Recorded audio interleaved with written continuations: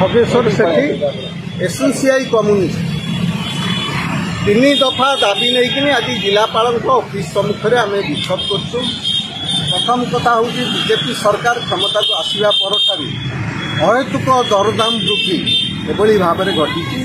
विशेषकर खाद्य सामग्री मूल्य एभली जगार शिखर को छुई जहाँफल साधारण लोक आउटपाउट होती मूल्य ह्रास करवाटा आम दाबी करूँ। द्वितीय दाबी अदिनिया वर्षार जो चाषी मानकर फसल उजुड़ी गला से क्षतिपूरण से ऋण छाड़ जलकर छाड़ यू दाबी करूँ।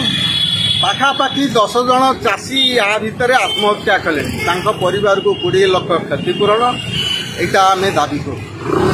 टाटा कंपनी की विद्युत विभाग को हस्तांतर करने फल टाटा कंपनी वर्तमान विद्युत क्षेत्र में जनसाधारण को शोषण करू। टाटा को हटाई सरकार विद्युत विभाग को हाथ को नियंतु एवं वर्तमान जो दर वृद्धि विद्युत शुल्क वृद्धि करिवार जो योजना चली उद्यम चली क्षांत रुहतु एवं प्रीपेड मीटर व्यवस्था एटा को बंद कर यही दाबी आज विक्षोभ होती।